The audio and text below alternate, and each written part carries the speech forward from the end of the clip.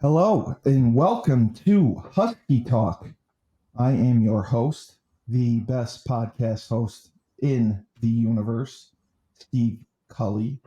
And with me today, a very special guest, someone who has a different perspective on the Husky Nation and dealt with us on a different level. God bless her, Miss Erika Higgins. Erika, welcome. Hey, thanks, Steve. Happy to be here.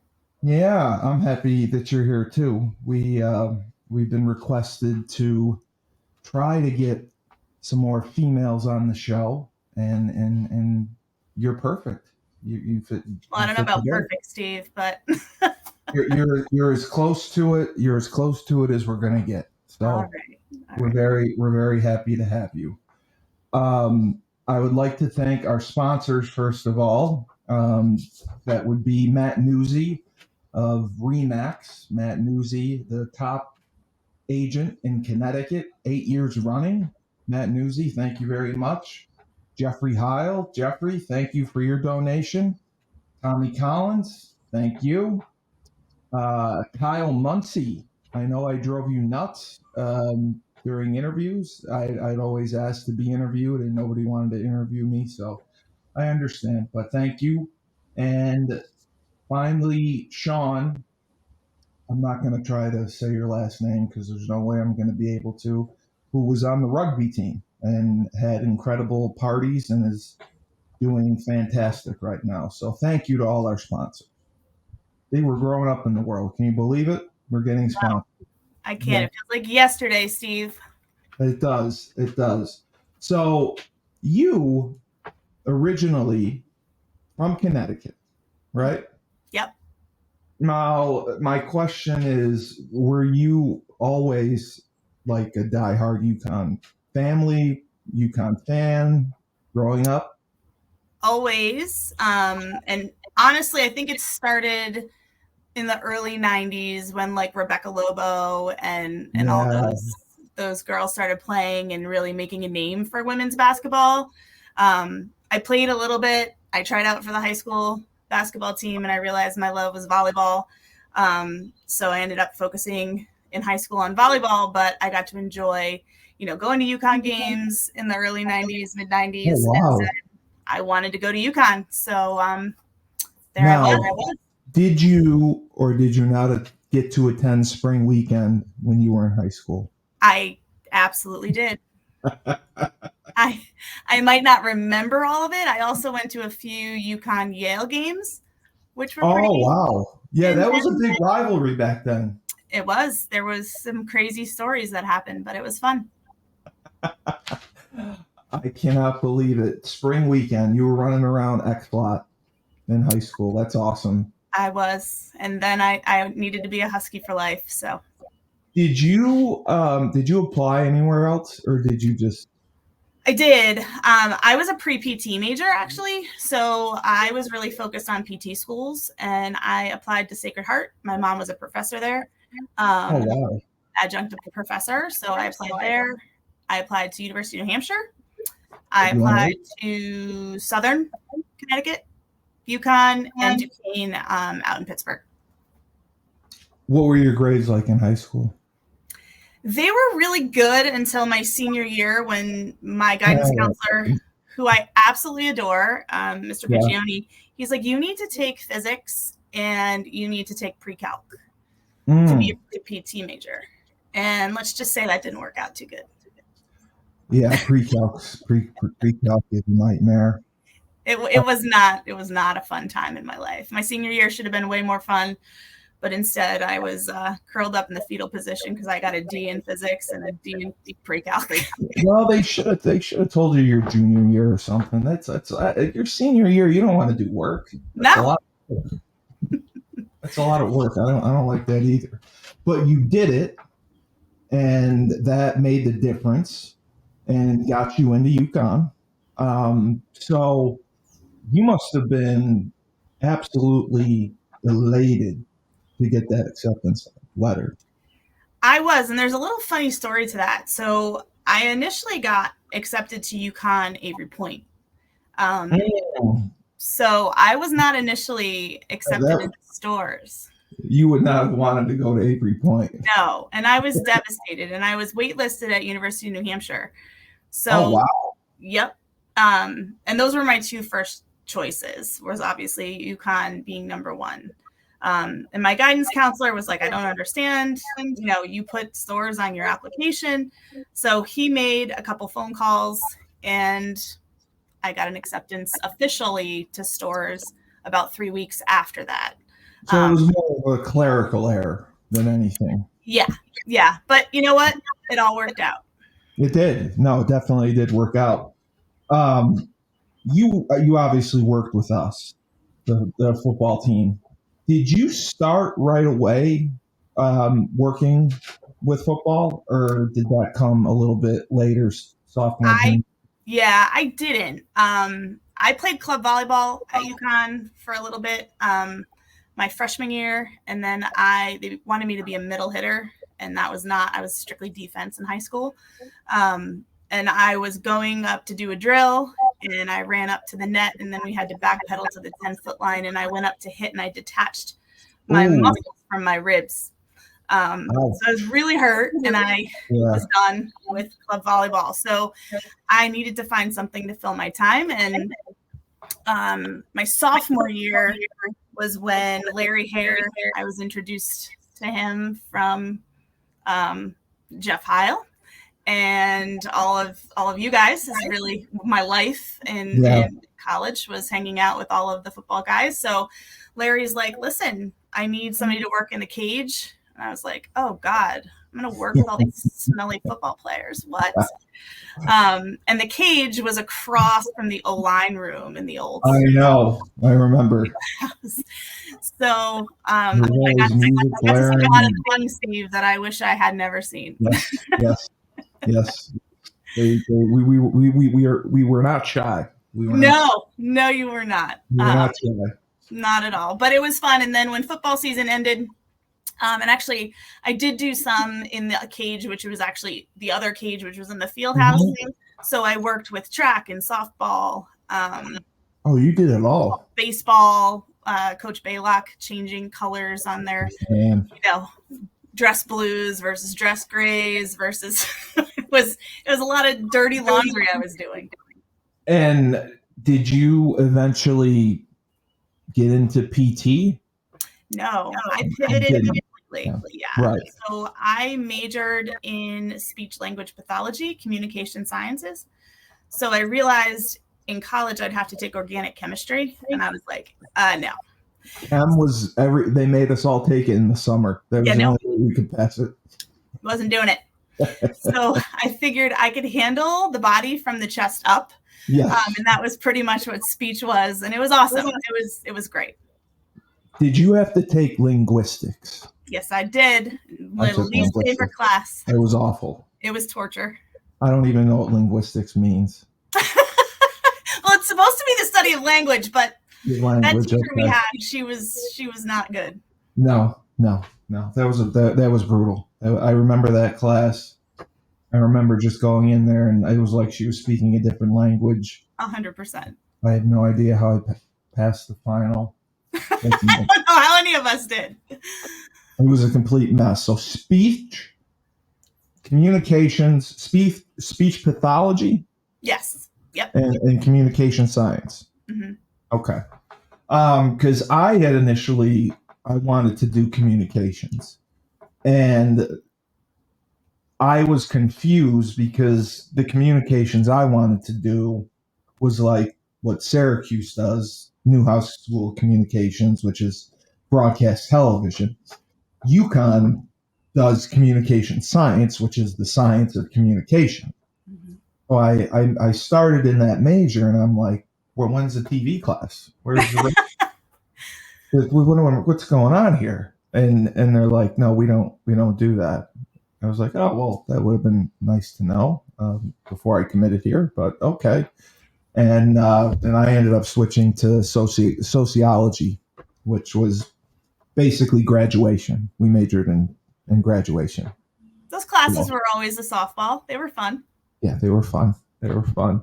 Any distinct memories of certain games, certain players that stand out to you? So here's the thing. I traveled a lot to see you guys play. You did. You were at every game, yeah. I was at most games. So it was Chrissy Lankitis. I'll call her that now. So Jamie, we were like a traveling duo. Yeah. And we would take Shuttle America, which I don't even think is in existence anymore. I got you joking on that one, Steve. So we used to take Shuttle America. We took it out to Buffalo to watch you guys play.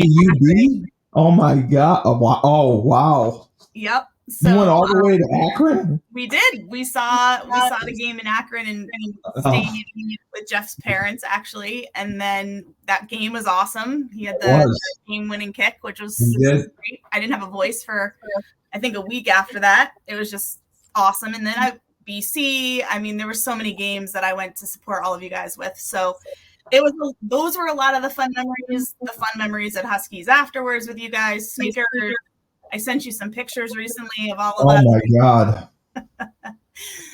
Sneakers was our place. Yeah. There's some, some really good memories. Parties at Cluey. I don't know if you remember Cluey.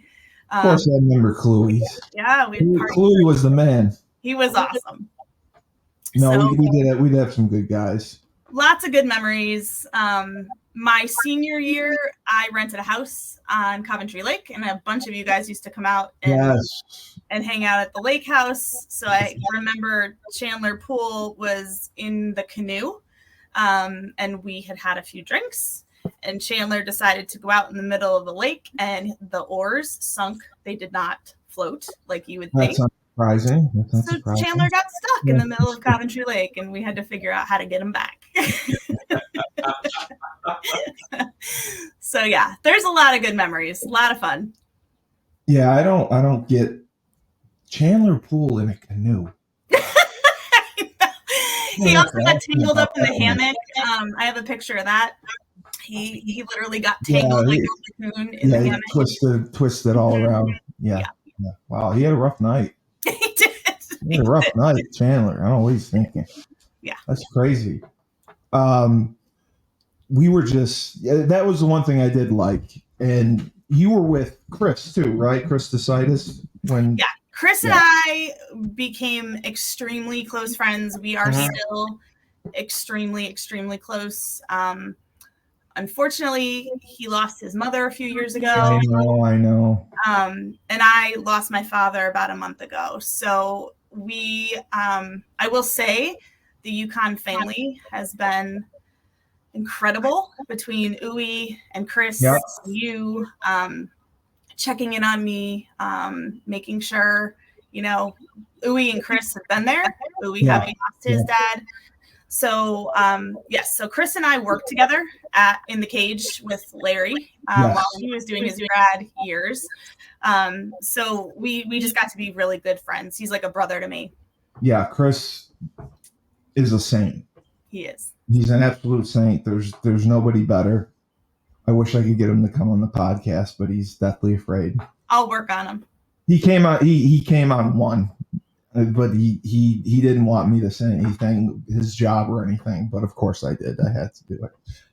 Like you're not the president, dude. What are you worried about? What are you worried about?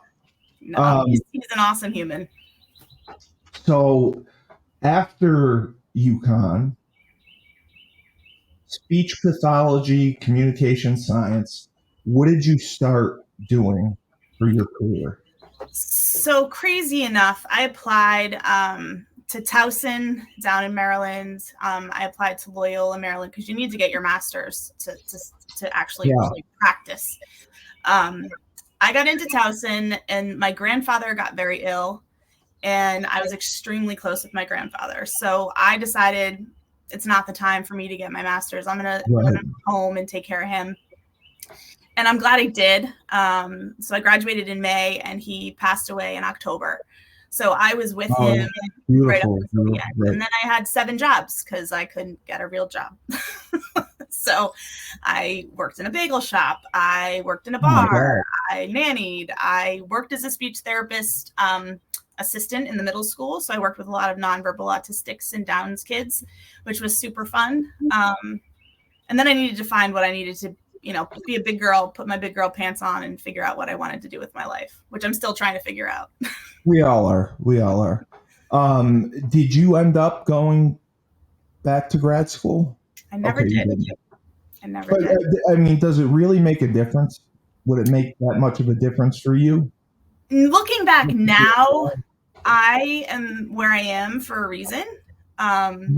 If I had gone back, I would have done speech and I would have gone down a different path. But I'll say one thing, Steve, life happens in such weird ways, and it does. And it does.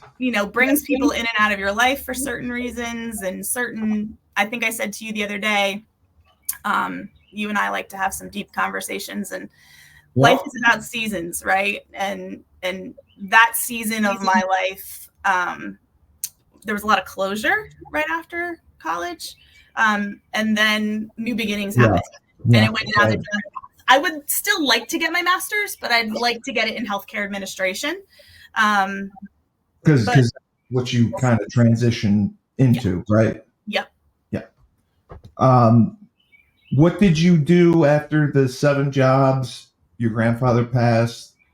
You stopped doing the speech. Where did you go after that? So I actually applied for a position at UConn to work for Gino, the women's basketball team. Oh, wow. Yes. So I would have been working under Sarah was her first name. I'm forgetting her last name. She was Gino's right hand. She still is, I think. She still works with him.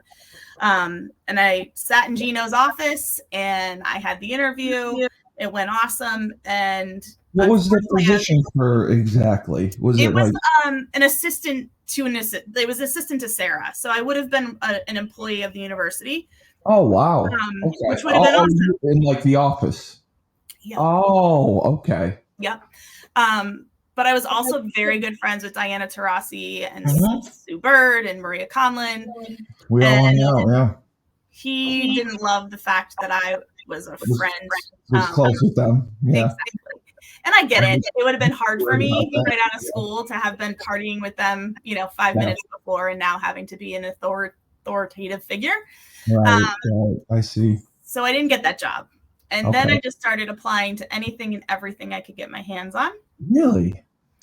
So I got this position with Lincare. Lincare is an oxygen DME company, and I sold air. There's no other way to people with emphysema or yes, so like anything like that. So oxygen, CPAPs to help people breathe at night, BiPAPs, beds, walkers, wheelchairs, all that stuff. And that's what kind of started my career in healthcare. Did you have a passion for healthcare? I always have, but watching my grandfather have a horrible death really sparked. I wanted to change things. I wanted to make things better. So I didn't know how. I really didn't know how I was going to do that. So that was my first job. I got my first apartment in Stratford. So I moved out of Clinton, where I was 4th generation there. I moved out, went down to Fairfield County, bought my first car, and started. You were living your life. Yeah. When exactly and how did you meet your husband? So that's another crazy story. So while I was working in Stratford, actually, this was before I actually got the job in Stratford. I was living at home. I was doing high school stats for the basketball team because, again, I had 7 jobs trying to make money. And I was nannying. And I don't know if you remember Pat Dixon. I don't. So Pat Dixon, he was in strength and conditioning. He was working with Hootie and Coach Martin. He wanted to get into that. He had asked me to come to this party in New Haven, and I said no because I was babysitting and doing stats. The kids ended up getting the flu, so I did stats. I ended up going to this party in New Haven, and it was a bunch of UConn guys. I lived on a co-ed floor my sophomore year, so there were a bunch of guys who I had known from living on that floor. and my husband happened to be up. He was living in Philly. Oh my God. His dad had knee surgery, and parents said, go out. Like, we're good. A couple days before Christmas. And I was talking to Justin Salvador and Matt Long and Pat Dixon. And I had no idea that Pat Dixon was hoping to reconnect with me. That was his kind of. I didn't know that. You didn't know that. I had no idea. Did it become apparent at some point? What did you say? I'm sorry. Did it become apparent at some point that was his plan? Correct. It did become apparent as the night went on. But he had heard that Jeff and I had broken up, and he and Jeff had been friends in college, so he didn't want to obviously. Oh, okay. Yeah. So this was his opportunity, I guess. Again, it was an interesting evening, and I met Pete there. That is interesting. Yeah. So he grew up with one of the guys who lived on my floor. Okay. So he happened to bring him to the party. He grew up with a guy that lived 2 doors down from my grandmother. So anyway, there was all these weird connections. But he wasn't from nowhere from the area. He was from Brookfield, Connecticut. Okay. But he was living in Philly and working for a law firm down in Philly. Okay. So long story short, his friend Justin left him there in New Haven, and he had no ride back to Brookfield.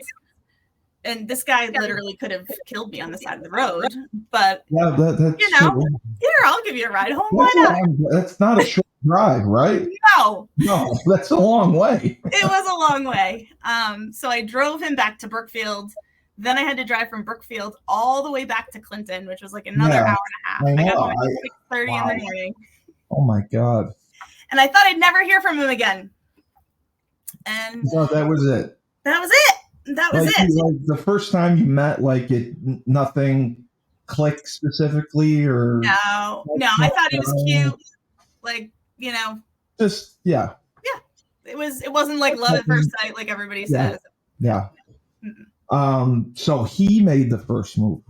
No, actually, he did not. This story. Now, you've met my husband. I have. And I love him dearly, but he's the sweetest man. Game wasn't his middle name, and he will admit that. It's not mine either. So I went up to him. He was flirting with all these other cute blondes, and I happened to be one, but I don't know. I wasn't the one he was trying to talk to. And we kind of struck up a conversation with him. But you were the only one who gave him a ride, so.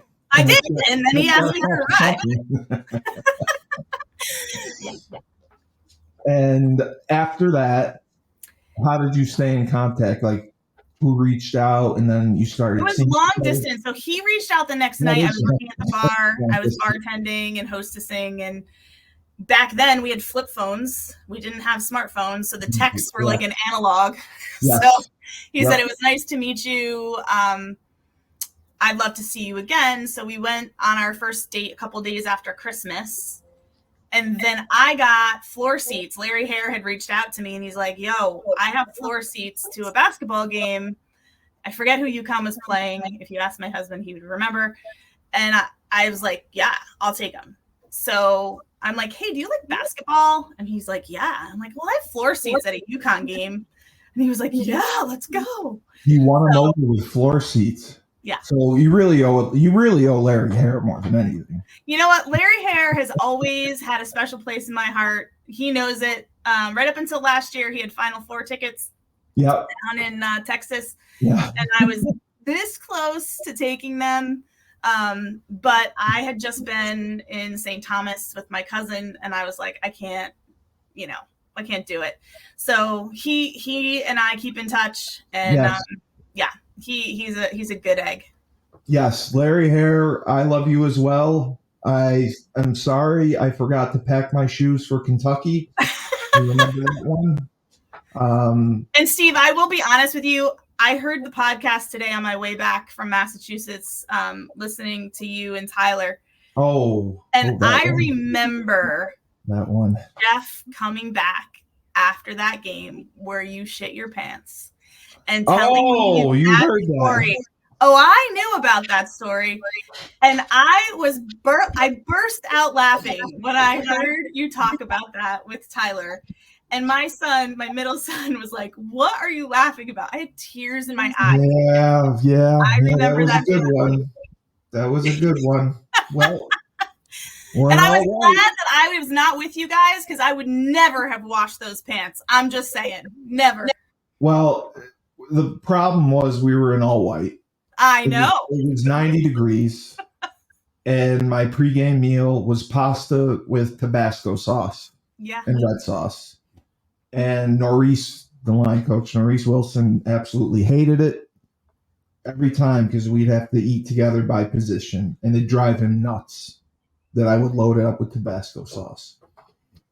And backfired big time. We were doing the drills, and he pulled me aside and he said, "Go to the locker room right now." I didn't ask why. He looked angry. I said, "Okay, go to what?" I thought I did something wrong, or I got suspended, or I didn't know what was going on. And then went to the locker room. Larry's right behind me. Larry's like, "Oh my God, what did you do?" I said, "What are you talking about?" He said, "We'll talk. Just get in here." Yeah. And yeah. Close you off. So Larry, since Erika brought it up, I apologize for Virginia Tech. Apologize for Virginia Tech and not packing my shoes for Kentucky. Larry had to check my travel bag every away game. I don't think you were the only one, Steve. I'm not going to lie. Okay, that makes me feel better. That we had to double check everything. That makes me feel better. Yeah. He said that, like, he said, you wear a size 17 shoe. He's like, it's not like we can go to Modell's and get you a size 17. If you didn't check your bag and you didn't have your shoes, he's like, I don't know what we would have done. Mm-hmm. So that's legendary. That's sorry funny. to have brought that up, but Larry did. We had a lot of fun. I'm not going to lie, talking about what you guys had done. All sports, not just you. Hockey was almost just as bad. Yeah. I always did the 5:30 shifts, usually in the morning, so I would get to the field house really early. And with hockey, when hockey was in season, this was before we had a van, but I used to have to take the big carts and push them down the hill to the hockey rink. Oh my God! And that locker room smelled worse than us. There's not words. Like, the football locker room, I could do it any day. Like, it was bad. It was not like the hockey locker room. So I drove out to Willimantic, and Job Lot was like the place to go because only place we could afford anything. And I bought those Pine Tree air fresheners, and I put them all around the hockey locker room. The car air fresheners? Yep. So still to this day, I've never confessed. So Larry Hare, I'm confessing, it was me. I could not take the smell of that locker room. It was so bad. Larry Hare, avid listener, thank you for your support. You're getting several shout outs on the show. I might not be his number one employee anymore. It was me and Lauren Orlowski. We were in. Lauren was great too. Yeah, we were always together. It was so sad to see. And we were thrilled for him when he went to Kansas with Lou, and he's an assistant athletic director. He's just fantastic now. Yeah, and we were all sad to see him go. And and you know what? Nobody worked harder. No, nobody worked harder than Larry. But you never wanted to get him in a bad mood. That's for sure. No, then you don't get socks. You're right. When I was a freshman, Larry detested me.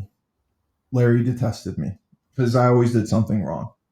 I always lost something, forgot something, and he's like, "You get hit in the head too much as a kid, or you paint chips? Like, you're a little off, Steve." I'm like, "Yeah, I know. I'm sorry. I'm kind of oblivious." I drove him nuts as a freshman, and as a senior, he loved me, and he always gave me a new pair of gloves for every game, which I love. And he said, "Okay, you're semi-normal now. We still have to check your bag, but you earned it. So that's funny.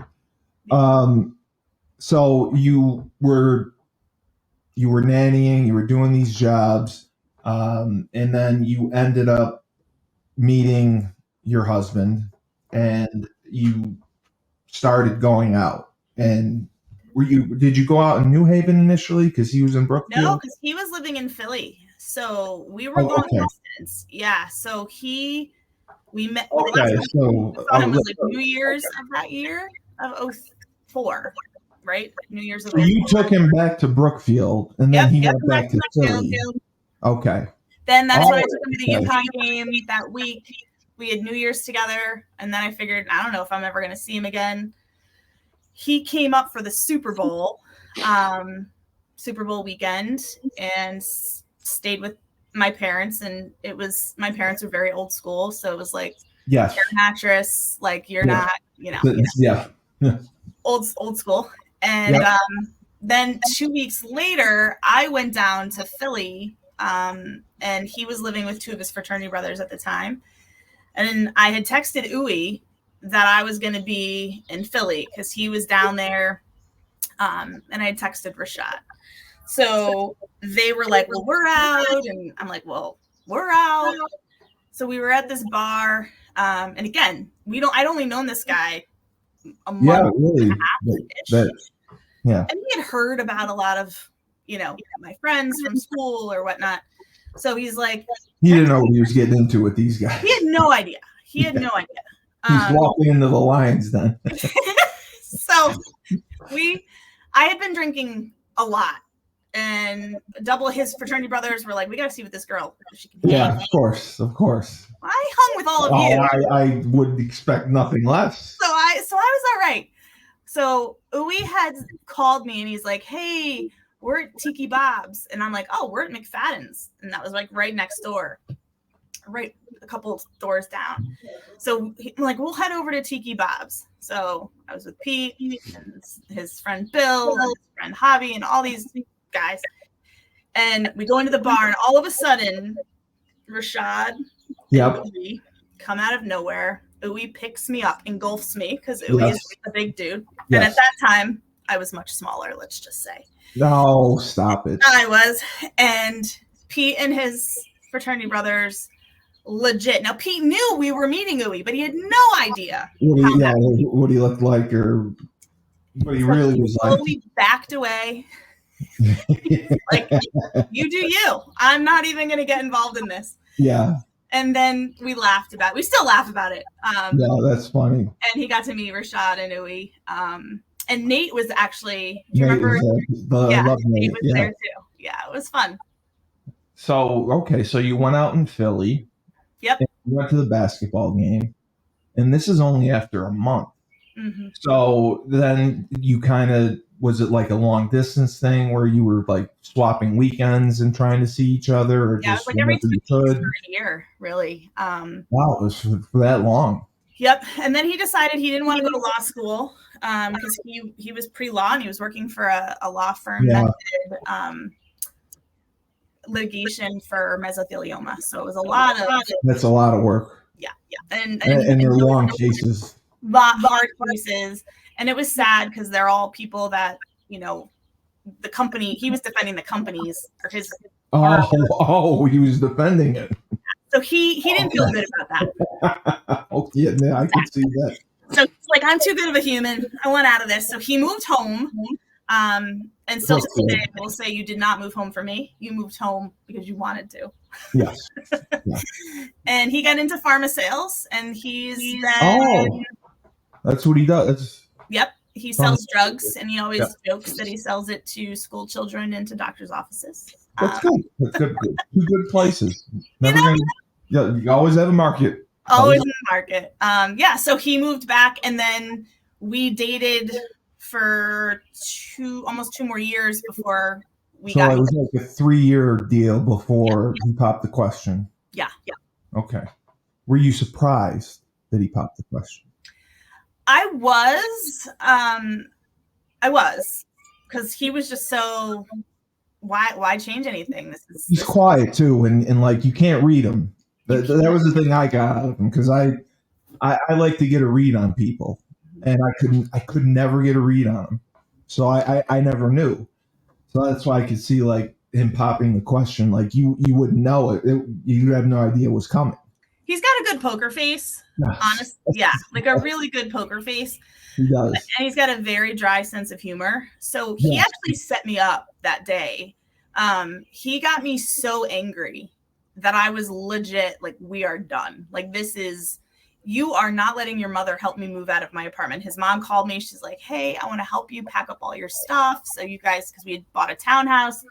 She's like, I'm going to come help. And I was like, perfect. Because I didn't want to do it all by myself. So I called him and I was like, listen, your mom's going to come down. She's going to help me pack. She's like, she's doing no such thing. And I'm like, what do you mean? Like, this is so great. I'm not going to stress out. This is awesome. Yeah. He was not nice. So I was dressed like hell. I had sweatpants on. I had a t-shirt on. He had it all planned out. I showed up at the condo, threw the keys on the floor. I was like, I can't believe you. And then we had no furniture. He actually set up a picnic on the hardwood floor, and he had me all set up. And I was like, I don't know whether to be happy or mad. So, yeah. Wow. That is a story. So the whole setup from the start was to piss you off, and then pop the question. Yeah, sometimes he's still good at pissing me off. Well, you know what? We're men, and we're idiots. That's sometimes. The Y chromosome. I know. Where did you get married? We got married actually at UConn Avery Point. Wow! At Branford House. Yeah. Oh, okay. So we got married in the church that my parents had gotten married at, and the one I grew up in, and then the reception was at the Branford House, and it's a gorgeous mansion on the water. We wanted to get married in Newport because that's our favorite place, but we had my grandmother's Newport, Rhode Island. Yeah, Rhode Island. Yeah, it is expensive there too. It's very expensive. So we wanted that feel, and we wanted all of our grandparents and everybody to be able to come without it being too much for them. So yeah. Was it a big wedding? It was about 165 people, I think. We invited about 10, so it was good. But funny story. So Chris Decitis and Uwe were both invited. Right. And Uwe was playing for Buffalo at the time. And he had just finished camp, and it was Labor Day weekend that we got. So I'll never forget Chris calling me, and he's like, really? It's football season. Yeah, he was like that with everyone. I swear to God, he used to tell people, if you want me to come to your wedding, do not schedule it in the fall. Because I forgot to check in with Chris Decitis first. So yeah, they weren't able to come, but yes, so it was Labor Day weekend, and it was a blast. It was an awesome time. And have you moved houses or townhouses since, or you were in? Okay, so where are you? So I'm in Orange now, which is like 10 minutes from New Haven. Yeah. Okay. And how long have you been there? It'll be 14 years in August. 14 years. Wow. Yeah. And when did you have your first kid? Funny story. I was told I couldn't have children about 3 months after. You were told that? Really? Yeah. They said I was going through the change and I wasn't going to be able to have kids. So I'm like, great. I just married this guy and now we can't have kids. In Pete's wonderful demeanor, he was like, we'll adopt. Don't worry. We'll figure it out. It'll all be all right. Of course. Yeah. He is my balance because I am anxious all the time. Yeah. Up here. He's calm. He's very reserved. He's calm. Yeah. Very calm. Very patient. Very patient. So we were like, all right, well, we don't need to be careful. So New Year's, we were in the city that year. So we got married in August. This was New Year's, 5 months later. And I was blitzed out of my mind. He was as well. He paid a rickshaw guy in New York City $100 to go to the block. Oh yeah, 2 blocks. I love him. 2 blocks. I was like, dude, we've got to get down to 23rd, and we're up in the 40s. 2 blocks isn't getting us anywhere. was crazy. So anyway, a couple days later, I'm like, I don't feel good. I'm still hungover. Like, this is awful. My brother was so hungover. We were all a mess. Yeah. And again, a couple days later, I didn't feel well. And I'm like, there's no way. We had a trip planned to visit Pete's friend in London. We were going to do Oktoberfest that next year. Everything was set for our first anniversary. Oh my God. Well, So what made you take the pregnancy test? I just didn't feel well. I just did not feel well. I was like, we weren't careful. Like, there's no way. But let me just give it a whirl. Really? It was 10 o'clock at night. I took that thing. It was positive within a second. I called Pete to come upstairs. He came upstairs. He looked at it. He turned around and he walked away. I threw on my Ugg boots. We had a 24-hour Walgreens in Charlotte. You got another one. Of course. I bought 6, Steve. I bought 6. I drank water and peed on those things all night long. And because I didn't believe it. Yeah. And Owen arrived September 15th of 2008. And wow. Yeah. Wow. 6 of them. Yeah. It took 6 to finally convince you that it was. Well, I called the doctor. I'm like, you told me I couldn't have kids. He goes, well, did you take a test? I said, I took 6. They're like, why? That's amazing. Yeah. That truly, it's like a miracle. He is a miracle. Yep. And you have more than one kid, right? I do. I have 3 boys. 3, right? Yeah. 3 boys. Owen is the oldest. Yes. And how old are the other 2? So Jack just turned 13 last week on May 16th. Yep. And then Reed was our major surprise. Of course. My husband nor I were there to create him. Right. So we almost named him Jesus, but we knew the name was taken. Yes. So we didn't. And he's 6. So we have a big age gap. Yeah. What so you have 2 teenagers. 2 teenagers. And then a 6-year-old. Yeah. Wow. And they play sports. I think you said hockey, right? Nope. Football. Well, not football yet. That story we'll talk about in a minute. They play basketball, baseball, soccer, swimming. That's awesome. I think I got it all. It's good that you got them in the sports, because I think that's so important, because when anyone, especially kids, have idle time, that's when trouble happens. 100%. So getting them into sports, and now I know for some women, they dream of their wedding day. They dream of being a mom. Was that something that you had always dreamt of? Like, I can't wait until I get to walk down that aisle, or I can't wait until I have my first kid. Like, did you always want to be a mom? Did you always dream of getting married?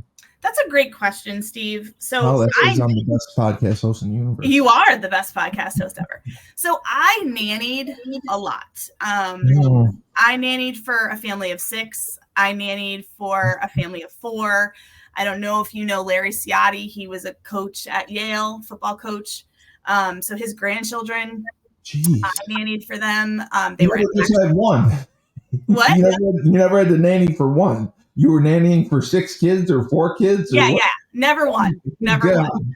Oh my and it was awesome. And actually the Ciotti kids were part of my wedding. It was a big part of my life too. I potty trained them. I always knew I wanted kids. To say that I had an idea that I wanted to walk down the aisle and have this grandiose wedding. Yeah. I was always the guy's girl. Yeah. I wasn't a girly girl. You were a tomboy. Yeah. I grew up in a neighborhood with all boys. Yeah. My best friend growing up, Sean, he played football. He was a tight end at Sacred Heart. And we literally grew up. Our mothers were pregnant together. He was born in October and I was born in December. So we have been best friends our entire 43 years of life. You can lie on this podcast. You're 25. You don't have to say that. Listen, Steve, I might not look it, but yeah, you don't at all. You don't at all. You're beautiful. But yeah, so I can't say that. What I can say is that my life now is definitely not what I ever expected it to be. Yeah. Not even close. Mm-mm. Is it because of more of the parenting and having a family? You never saw that happening? No, I saw it happening, but you and I were raised at a time where things were so much simpler. Yeah. There wasn't travel ball. There wasn't, club ball for soccer. There was ODP and like one other for soccer. For baseball, there was like American Legion. There weren't like all these major clubs. The competitiveness was really within ourselves. Yeah. Volleyball, there wasn't AAU volleyball back then. There was none of it. There's AAU volleyball. Yeah, there is. So it's a much different world than what I was used to. And I'll never forget Owen. He started playing T-ball and we showed up with his glove. And all these other kids had bat bags and helmets and bats. And like they were in the major leagues. They were all decked out. I'm like, don't we just share helmets and share bats like what we did? Yeah, that's what you usually do. World. So to say that I didn't think my life would be what it is, I didn't know how hard this was going to be. Parenting. Yeah. If obviously, I think the sports plays a factor in it because you can't just play. If a kid wants to play 3 sports now, it's impossible because one sport requires you to put in so much time. Mm-hmm.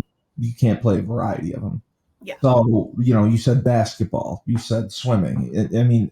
Basketball, it's year round. It's year round with the travel. And if you want to be recruited, you got to do all that stuff. Yeah. So it's such a commitment and it's such a drain on you as a family. And I can't imagine, especially having 3 kids, being able to manage and coordinate all that. And my parents live about 40 minutes away in one direction, and my in-laws live 40 minutes in the other direction. So we really don't get a lot of help. We do ask for help. It's rare. Do they carpool at all? Sometimes we can. So like Owen, when you say it's hard to play 3 sports, Owen was playing soccer. He was playing, so as a freshman, he was playing soccer. He was training with Maria Conlon for basketball during soccer season for basketball. He played basketball, and he was also training for baseball during basketball season because he was playing travel baseball and getting ready for the high school baseball team. So he was a 3-sport athlete his freshman year. That's amazing. It was hard. It was I can't even imagine. Really hard for him because it was also a transition into high school and learning all of that and how to study and how to maneuver it. So he realized his sophomore year, he's like, I'm going to just focus on basketball and baseball. Now, personally, did you think basketball was his best sport? No. You did not? No. You thought baseball or soccer? Yeah, baseball... He's an amazing center fielder. Yeah. And he's got a bat in the fall. He had the best batting average in volleyball for the high school. But the problem is life throws you curveballs, and he learned a lot this year. He actually got cut from the high school basketball team or baseball team this spring. And it was. What year is he? He's a sophomore. Well, that's not unusual for a sophomore. I got cut my sophomore year in volleyball. Yeah, and then I came back and I played my junior and senior year. Can he play JV still? No, he got cut. Oh my God. So he must have been devastated. For a kid whose life put so much time in, yeah. But he has been at the gym every day. He's been actually training. I don't know if you're a Yankee fan. I'm not. I'm a Red Sox fan, diehard. But Shane Spencer, he played for the Yankees back. Yes, he did. Yeah. So Owen's Wow. trained with him. Yeah.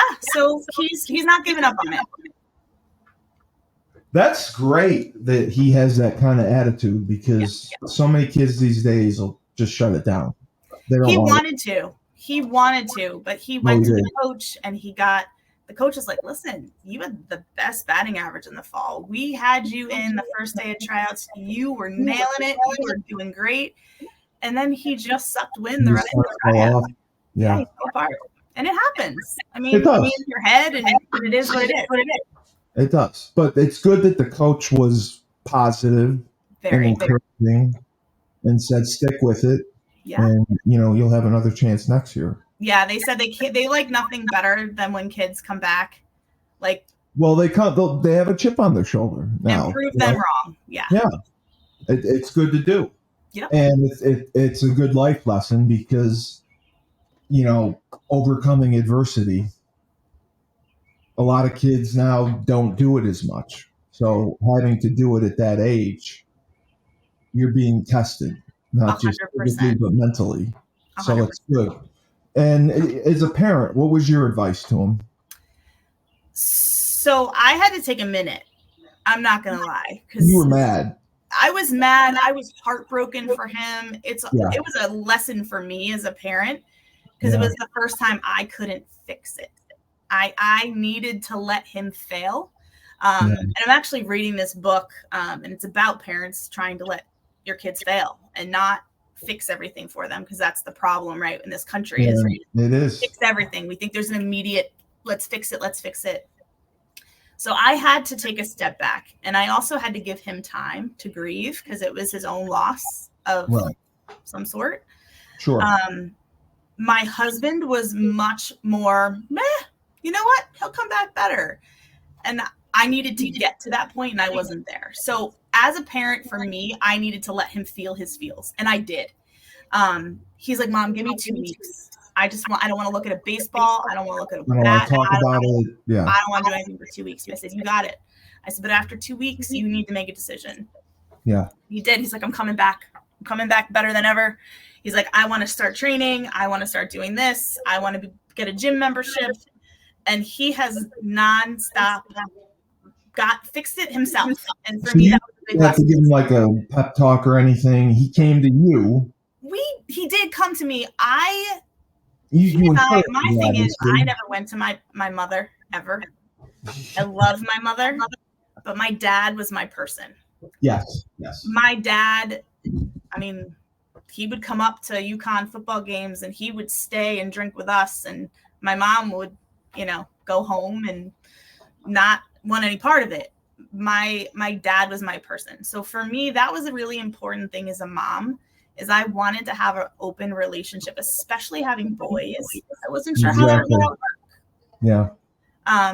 So with Owen, he's very much not me. I'm loud and gregarious. He takes after you. He's not. He's my reserved. He's introvert. Yeah. Very much. So he comes to me. Obviously, he doesn't tell me everything. I don't want him to tell me everything, but I want him to feel comfortable talking about stuff like this so we can work through it together. Absolutely. And we've done that, and it's been great. And I continue to be that for him. Will he try to play Legion, you think?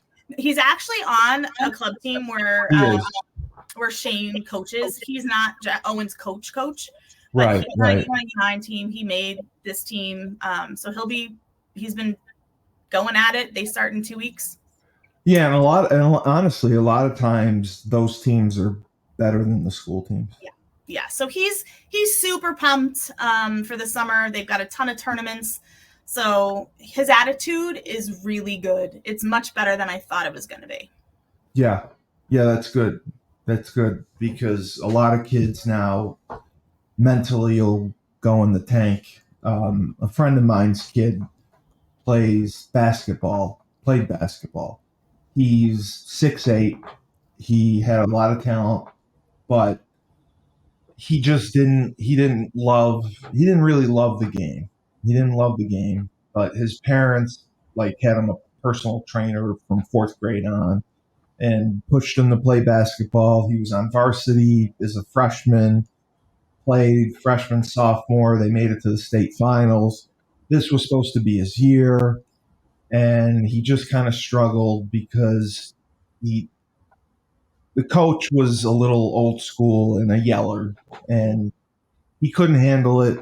And he just said, it makes me nervous. I don't have fun." And he quit. And it kills me because the parents, the father was my high school coach, so I'm close with him.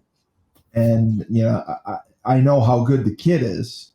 And I was more upset with the coach because you can't coach every kid the same. And he just yells and screams at everyone. And if you have a kid that you know doesn't love the game, but has immense talent, you got to coach him differently. You got to really make him feel successful. When he's successful, go over the top. Because once he feels that, then maybe you'll start to build that confidence and he'll grow to love the game. 100%. And that never happened. And it's just sad. I was upset, and my friends. And you know what, Steve? The hard thing now is everybody thinks their kid, or as a coach, they're going to be in the MLB or they're going to be the next Michael Jordan. And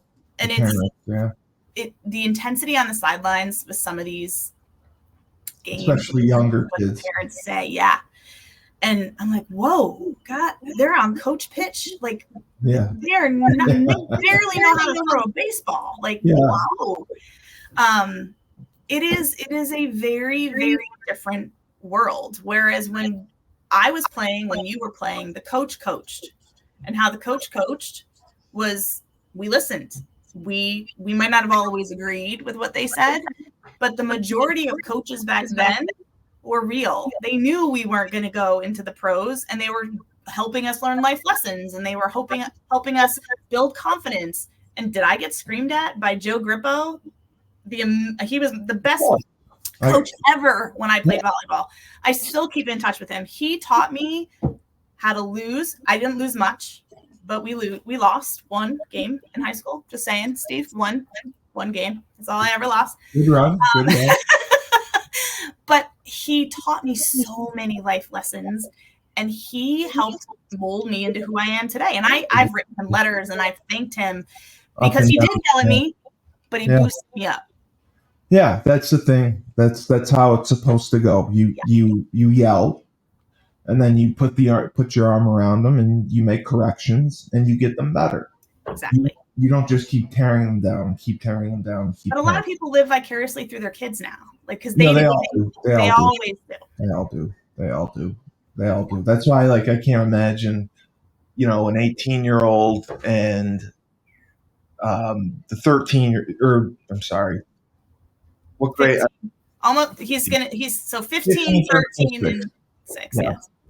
So I can't imagine even the parents, being in the stands and having to listen to some of the parents, and now like where I live in upstate New York, the high school coaches have to have an open door policy with the parents. Oh yeah, no, we don't have that down here. Parents want to talk to the coach, they can talk to the coach. No, we have actually. Our high school has a whole code of conduct for the parents that it has to be the kids first to talk to the coach. Okay. And if the kids don't feel that was successful, then they go to the AD, and the AD talks with the coach. Oh, okay. Parents aren't allowed really to get involved until there's layers all the way. Yeah. What about bullying? Have you seen evidence of bullying with your kids that you've had to deal with? So, yes. And I'll talk about my middle schooler because my high schooler people will listen to this, I assume. My middle schooler, he talks about it. He's very much like me. He is a mini version of me, which is frightening. He's the sweetest, kindest, most humble human on the planet, but he is loud and he has fun and he will take the shirt off his back for anybody. He is just that kid. Right. Yeah. Just that kid. 6th grade was really hard for him. He also doesn't ever want to upset his mother. Well, we all don't want to upset our mother. He does not. So he also knows that his mother will go to somebody's jugular if that is also true. Something happens. So things were happening on the bus that he was not telling us. He wasn't telling you. Oh, wow. And what happened was there was a girl and a boy. Now, my kids aren't allowed to have cell phones until they're in middle school. And our 6th grade elementary school. That's great. This girl was taking the back of his head and beating it on the back of the bus seat in front of him. Yeah. And there was a boy. Say that again? Just whacking him on the head? Taking his hair and oh my God. Yeah. And this went on for 3 months. There was a boy who was taking pictures. And the bus driver didn't step in or see it or anything? Wow. And the boy was taking pictures of him and his friend Sam, who also didn't have phones, and putting them on Snapchat. Oh, and it came to a head right before Christmas, and he lost it, and he just couldn't take it anymore. It was so awful for me not to drive to the parents' houses and have a conversation with them. I had to let the school handle it, and I will say our school handled it beautifully. You can't go to the parents' house. Like you couldn't call the parents and say, "Hey, can we talk?" I could. But I also wanted to give the chance because it was a school situation for the school to handle it. Okay. I'm old school like that. Like I just, I know what's going on. He was honest with me. The school handled it beautifully. And we actually got him into therapy to be able to build confidence because he was in a very dark place and felt that he wasn't worthy. That's so sad in 6th grade. It was to watch, 12-year-old go through that. And I will tell you, he is the most confident cat on the planet right now. Therapy so well. He is ranked number 16 in the state of Connecticut for 12 and 13-year-olds for swimming. He is just a rock star. I should say number 16, I think, for the 50 breast and number 18 for the 53. Oh, he's the swimmer. He's the swimmer. Okay. But that needed to happen for him to really build the confidence to where he is today. And like I said to you, everything happens for a reason. Do you want your kids to get bullied? No, of course not. Of course not. But that's just ridiculous. And the pictures and the Snapchat. The problem with bullying, in my opinion, now is, I got bullied, but before you get off the bus, you go home and it's over. Right. Now it's social media, you're getting texted, it's everywhere. Like you can't get away from it. You can't. And that's viral. Nuts. Yeah. Everyone in school knows about it, and you're just constant. And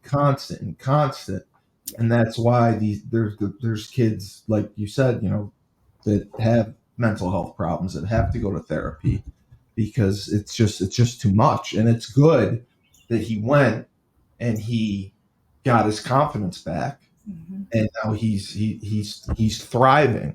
Was it tough to make a decision to go to therapy? Was that like a tough decision to make?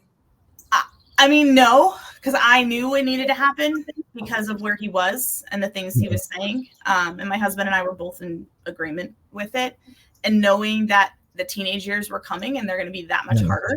Yeah. So you wanted to. I wanted him to have that foundation to be able to, Are there days where he's going to be like in a bad mood or something's going to happen or whatever? That's life. But I needed to have other people help him build those coping mechanisms that a lot of kids don't have now because their parents fix everything for them. Yeah. No, I'm the same way. I have zero coping mechanisms. Zero. Come on, Steve. We've gone through some things. You can cope. I got you. I'm working on the coping. I'm working on the coping mechanisms. Yeah. So he did that. Now, your career, how was it?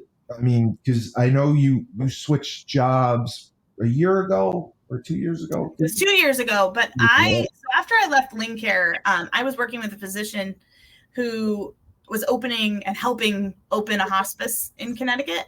Right. So they were based out of Miami. Vitas is the name of the company. And he said, I really want you to come help me, get this off the ground. And I was like, I am not what? I'm 24 years old and you want me to help people die? No, absolutely not. And fast forward, I thought about my grandfather's death and how and you wanted to make. And this was my opportunity, Steve, to make that difference. Yeah. No, that's tough. You're right. And I did. So I took him up on it. I worked with we didn't even have an office when I started. We didn't have a Medicare license. We didn't have anything. Were you going in home? My role was just to kind of get the name out there and to educate people on what hospice was. So you were like marketing and. Yeah, a lot of education more than. Education, awareness, education. Yeah, and contracting. Because nursing homes at the time, this was back in 2004, they had no idea that there was a thing, hospice, that could come in and help people at the end of life and supplement what they're providing in the nursing home. They really didn't know. I didn't know that. So I did that for 2 years. I was #1 in the country. I won all kinds of patient advocacy awards within the company, won trips. It was great. And I was working 18-hour days. Yeah, it was a lot. Yeah, it was a lot. And then you had kids. And I hadn't had kids. I was just getting married. This was 2004. I didn't get married till 2007. Oh, okay. So I did that, and then I kind of morphed into home care for a little while, and then I managed a medical practice of nurse practitioners. Right. For 6 years. So I did that, grew them development-wise and operationally. And then I took a little bit of a hiatus out of that, went back into home care. Did you like home care? I liked it in the sense that there was a lot of education that needed to happen in Connecticut, but the problem was there's such saturation in Connecticut. Yeah. They're not a certificate of need state, whereas New York is. So if you're up in Albany, I can't open Erika's home care. You have to apply for a certificate of need, and that's based on the population. In Connecticut, I can open it up down the street. Oh wow! I didn't know that. Okay, so that makes a big difference. Hospice was really something that I always had a passion for. Wow. And I got asked to help get this other hospice that had kind of come to Connecticut. They changed their name. They were an acquisition. And I was like, all right, let's do it. And I did. I worked for them for 4 years. Did you work directly with patients? Yeah, I was with patients. God. I was attending deaths. I was making wishes happen. There's actually a story, Steve, and it's in the newspaper, so you can Google it. But there was a West Haven firefighter who he had really been part of the West Haven Fire Department since he was born, because his father started the West Haven Fire Department 100 and some years ago. And he really didn't have a family, and his dying wish was to be comfortable. So I got a call from the nurse practitioner. She's like, Erika, I need you to get here. Gordy's taking a turn. And I said, all right. So I get there, and I notice he really took a drastic turn. So I go out in the hall, and I call the West Haven Fire Department, and I say, hey, listen, one of your retirees is actively dying. Yeah. And I'm wondering if a couple of you guys could come up here and just see him before he passes. Yeah. Within 20 minutes, there were 5 fire trucks. There was 2 rescue trucks. There were ambulances. There was everybody parked right outside his window at the nursing home. Oh my God. 40 on-duty and off-duty firefighters came and were at his bedside. And I asked them, because I knew he was a bartender back in his day. I said, what kind of beer did he drink? And they're like, Schaefer. So I said, who's off duty? I hand them $20. I said, go buy him some beer. They look at me like I had 10 heads. I said, just go get the beer. Just go get the beer. So they got the beer. I was swabbing his mouth with Schaefer beer. Oh And my God. they were all telling stories about Gordy, and So they all knew him. they all knew him. Yes, he Oh my was a God. relic. He was a relic. And we got him comfortable. He knew they were all there. He wasn't really with it. He wasn't talking, but he knew they were there. And one of the guys went out to the truck and he got a West Haven Fire Department t-shirt. And to watch 4 grown men that are firefighters change this man into a t-shirt was the most moving thing I have ever seen. It's a brotherhood. And Gordy died 12 hours later in that shirt. Wow. And I think back to me making a simple You phone did call that. Yeah. and the impact that it had. I took pictures of the whole day when they were all there, and I made a collage, and it actually is at the West Haven Fire Department. I delivered it to them, and it was the most one of the most amazing things. I could write a book. I've gotten kids out of prison to see their dying grandmothers. I've gotten people from California to get on a plane to see their dying grandmother. Like crazy stories. So it was gratifying. Oh my God. Wow. Yeah. Wow. So I guess I'm an all right human.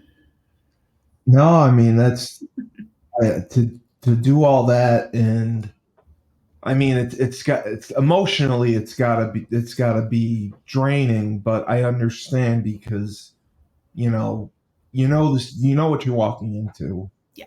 And you gotta be positive about it, and you gotta do the best you can to keep their spirits up and make sure they're comfortable and treat that. And wow. Yeah. That's a lot. And that is that what you still do? No, so that's when I ended up getting pregnant with Reed, Right. my last one, and he did a number on me. I was on bed rest for Oh wow. months. Okay. I lived at Yale for 67 days. Yeah, they weren't sure I was going to make it, so it was really scary. So after that, he was You have born. to terminate the pregnancy? Did they talk about? No, they just weren't sure if he was gonna. Oh. So I had something that they'd never seen before.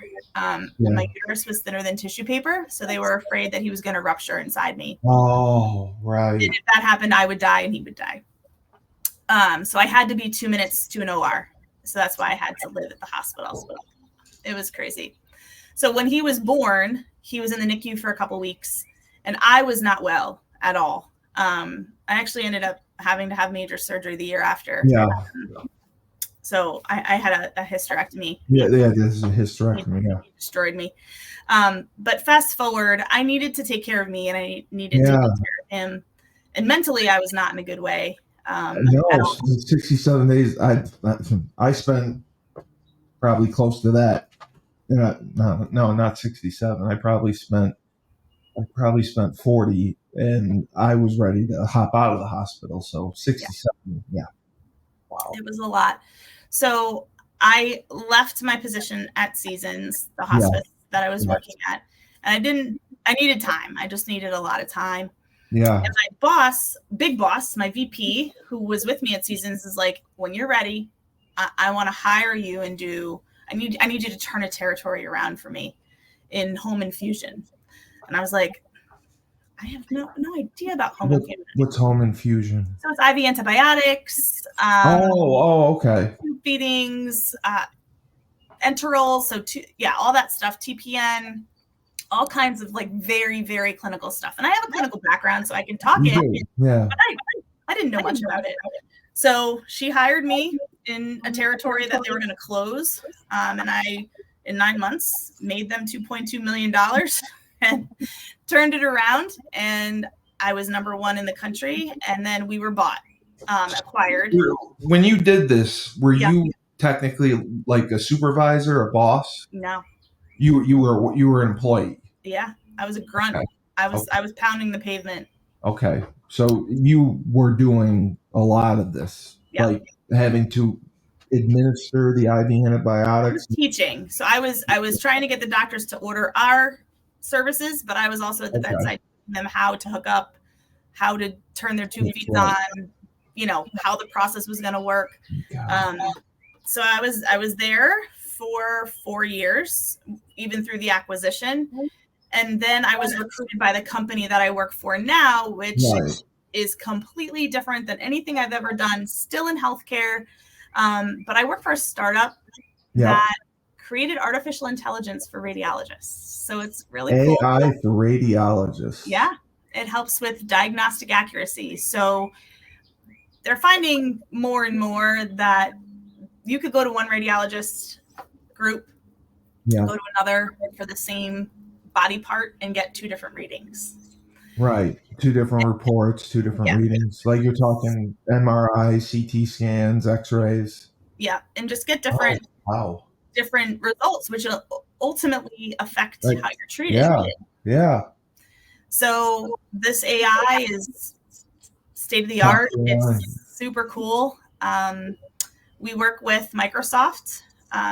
We have a partnership with them with some of their ways to get the reports and the images over to our AI. So I've been there for 2 years. I'm a director there, and it's super cool. It's ever changing. Startup world is like nothing I've ever experienced before. But now you're like a boss. I am a director. Yeah. So that's what I wanted to ask you, because I mean, you're very, very loving, nice, sweet, beautiful, all that, but you can turn it on, and when you need to be tough, there's nobody tougher. So how is it managing other people? So back when I had 48 people back in the APRN world when I was managing. I had 48 APRNs that reported to me, which was really hard because I wasn't an APRN. So for people who are APRNs to report to somebody who's not, took me a lot to win over 48 people.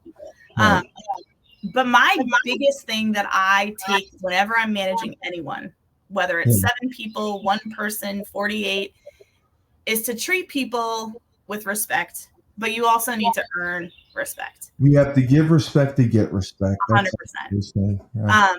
And I had one of the best employees I've had in a long time. Unfortunately, she left the company that I'm at now, and it wasn't because of me, but she left. Oh. And I told her all of the time, and she's very successful now. She's at another startup. Michaela is just a rock star. For me as a manager, she made my job easy. And when you have people that are diamonds like that, you don't ever want to get rid of them, because they will do anything. They are hard workers, and those people make your job as a manager easy, like so much easier than really having to manage. But I do love that aspect too, Steve, where I can mentor, I can teach, I can see what strengths people have on the team and let them work those strengths while other people work their strengths. It's like a puzzle, and it's fun to figure out. Sure. But you wouldn't say that you micromanage. No, I hate micromanaging. You do. You let them do. If I hired you, I hired you for a reason, and I need you to be able to perform. I'll check in with you, but I am not going to tell you what to do on any given day at any given minute. Right. That is not my style. Right. No, that's not your style. But if you have to make corrections with somebody, you always do it in a positive way. You try to say positive. I mean, you have to. I always say there's a way to give. I used to hear all the time constructive criticism, and I hate that. I always say the words constructive feedback, because I'm giving you feedback that's only going to help you. Right. And people have to understand not to take it personally. They have to understand it's professional. Exactly. So you have your career. What is your husband does the pharmaceutical sales?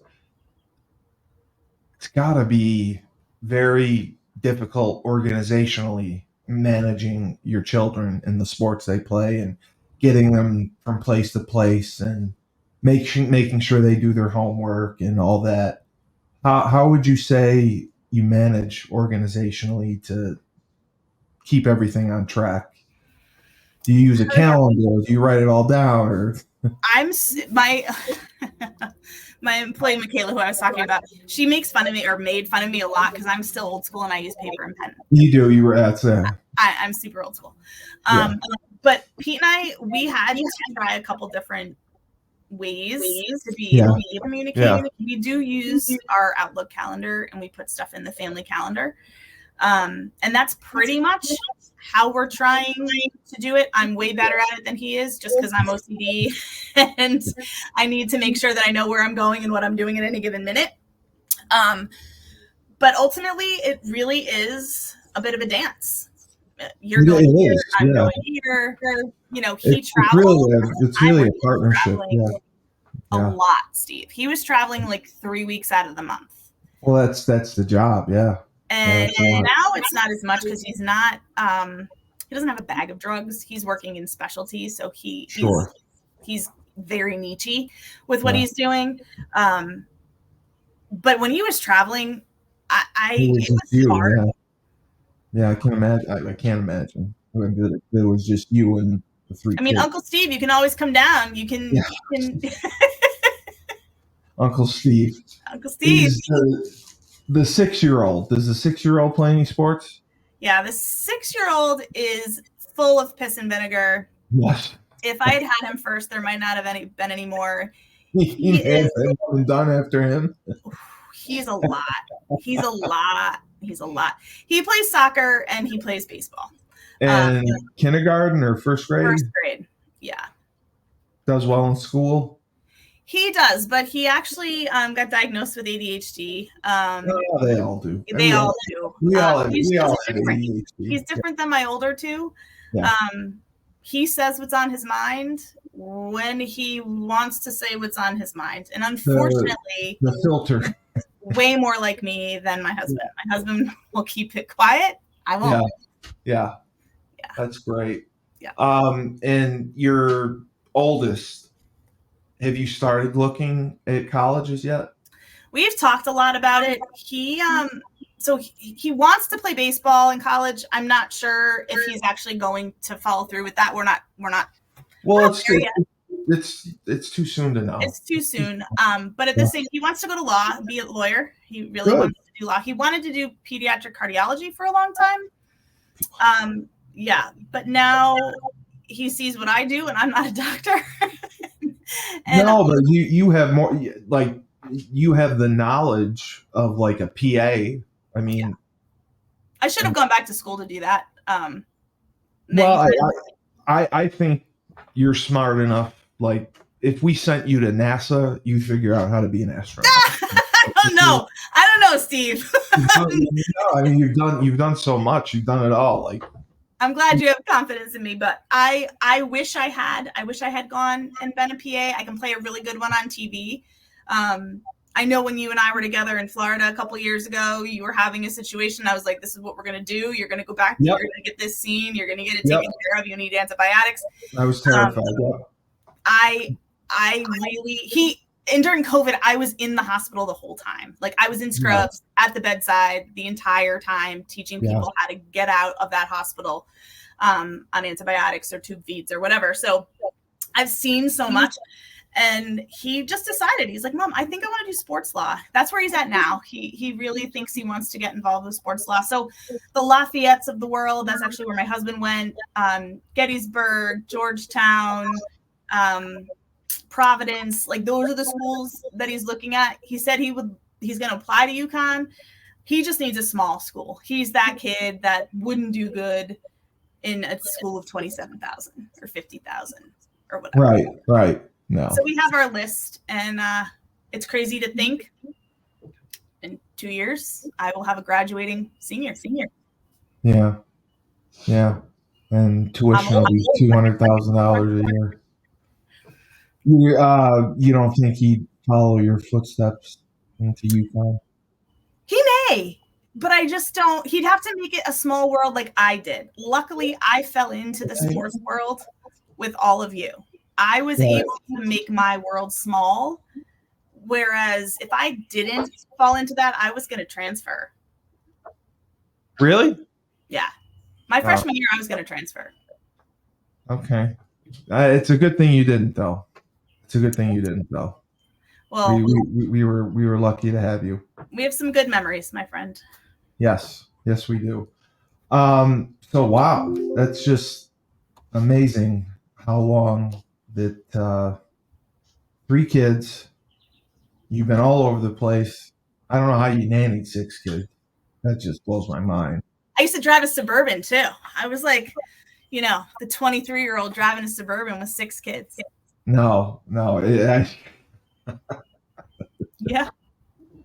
Yeah, and that's just wow. And a startup company switching around. I mean, that can't be easy. And you're managing people, and you're doing so well for yourself, and especially with the kids. And you love supporting UConn. You love supporting all of us. You've been a big part of our family. That means a lot, Steve.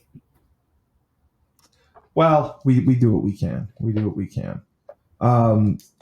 And have you been to any football games? Did you get to go out or no?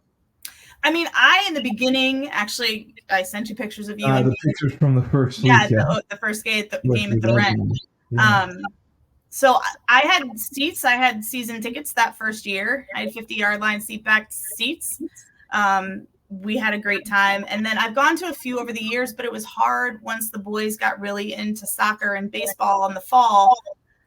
The schedules didn't work out. So I haven't been. And actually, I was talking to Uwe a couple weeks ago, and I still have yet to meet his son, which is sad because Jeremiah, Jeremiah, I know.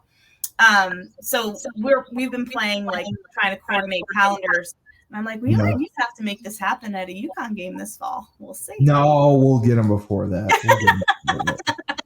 He'll be in graduating high school by the time I meet him. We'll get him before that. We'll come out. And if you do like baseball, like you said, I do a show for the Worcester Red Sox, and I will be coming out in a few weeks to do a Worcester Red Sox game. So very cool. To bring your kids, and I'll give you tickets, and you'll have to text me the dates. Yes, I will. I will for sure, because we're also purchasing beer for Steve Darby. Listen, when you and I were together with Steve 2 years ago, that was just an apple. He started talking about it. Like, that's when he was making it at home. Amazing. I know. Yeah. It's amazing. No, because the guy I told you about, Frank, he owns, my old high school coach, he owns a pizzeria bar and a new bar. And Steve sponsors my Woosok show. So I was doing the live read on the show about his bar and brewery. And Frank's like, what's this brewery? What's this beer? What do they have? So I called Steve on the air, and so awesome. Frank asked him, and he said, I'll take everything. And it's like, how do we get it there? It's like, we'll just drive out. So we're going to drive out in a pickup truck, and he's going to bring it to Worcester, and we're going to bring all this beer back. And I was so mad because Frank has several businesses, and my idea, I want a doggy daycare. I said, Frank, give me a doggy daycare. That's all I want. Right up your alley. I said, let's do a doggy daycare. It'll work. It plays. Yeah. And he refuses to do it. He says, I don't want dogs shitting in my building. I said, I'll do it. I said, no. He goes, who's going to manage it? I said, I'll manage it. He said, you can't manage a lemonade stand. He's like, I'm not going to let you manage my doggy daycare. Absolutely not. So I was furious that he hears me do a live read about a beer that he's never tasted from a guy that he's never met. And he says he's going to buy all of it. You have a good argument there, Steve. You've got a good argument. I can't win. You can. You listen. I will say one thing. I have been doing a lot of walking. Yes. My father died. I've been doing more walking because that is my time to kind of like take a breath. And I will tell you, my walks are full of the Cully Husky Talk and the Maria Conlin Conlin talks. And it has really been therapy for me. And I know in talking to everybody else or listening to everybody else talk, we are all so grateful that you're doing this because I appreciate that. The world is your oyster. I mean, you can get in touch with all of us can help you get in touch with people that are Husky alum that are doing amazing things. I mean, I don't know if you follow Nikki Castonguay. She was a field hockey player. I heard about her. Yeah. Yeah. So she's got a following of thousands and thousands of moms. She's newly divorced. She's like a rock star. And I'm like, wait a second. Like, she needs to get on your podcast. Absolutely. So set me up. You're doing awesome things, Steve. Erika, I appreciate it. I can't take the credit for it. This was Tommy Collins' idea. I didn't think for Tommy Collins, who I love dearly. I didn't think it would work for a second, and he suggested it, and it's taken off. And I'm shocked that I get requests every day for guys that want to come on, and it's amazing. So I have to give Tommy credit. If she would love to do it, if you can set her up with me, I know nothing about field hockey, but I'll do my best. Part of the big. They were Big East. I forget. They were like the rock star field hockey team of the late '90s, early 2000s. Okay. She dated Oki for a little while. Like. Oh, I know what you're talking about. Yeah. Oh. Okay. Yeah. Okay. So I'll reach out to her for sure.